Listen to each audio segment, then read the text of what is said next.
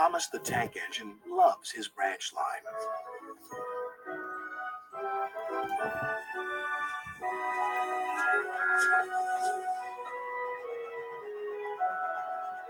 One day, when he stopped at a small station, some children looked sad. They've closed our playground and our favorite sand pit. Teacher says the sand is soiled and too dirty to play in. Please help us, Thomas. I'll see what I can do, replied Thomas kindly.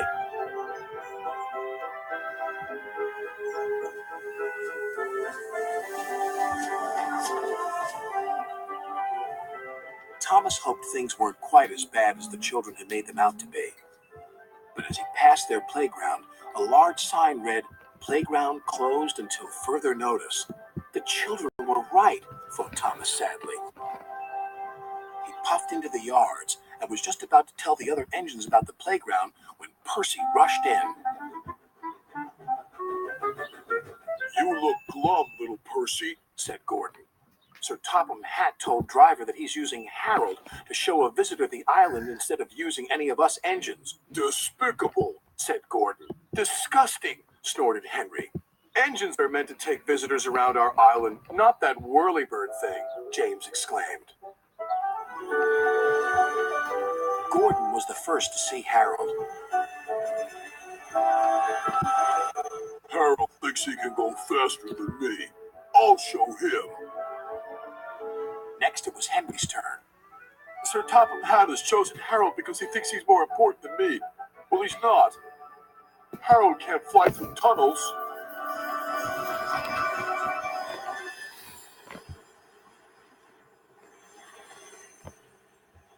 Percy stopped by a signal on his branch line near a field where sheep were grazing. Harold hovered for a while, then buzzed away. "I know what he's doing. He's counting sheep." And Percy puffed along his line, feeling much better about things. That evening, the engines talked about the situation. "Harold wants to get rid of us," said Gordon. "He doesn't need tunnels," added Henry. "Don't worry, he's just counting sheep," said Percy. "Counting sheep? Pah!" snorted Gordon. "He's counting how many engines he can get rid of. He'll see how useful I am tomorrow." Thomas wanted to mention the children's playground, but solving the mystery of Harold and the visitor came first. The next day, Gordon was traveling to collect his train. "We'll show that whirlybird just how fast you can go, Gordon," said his driver.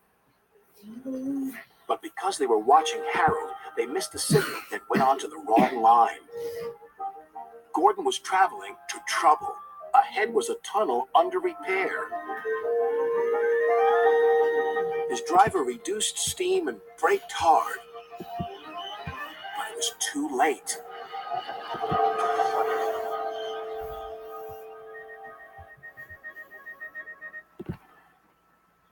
Later, Thomas pulled Gordon clear with the breakdown train. Sir Topham Hatt spoke severely to Gordon's driver. "Will Gordon be scrapped, sir?" asked Thomas sadly. "What makes you think that?" said Sir Topham Hatt. Thomas decided to pluck up courage. "Because the engines think the visitor is here to see if we can be replaced by Harold." Sir Topham Hatt laughed. "Well, the engines are wrong, and you shouldn't listen to rumors, Thomas.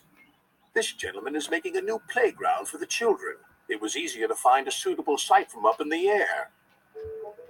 "And what's more," said the visitor, "that tunnel sand will be perfect for the playground.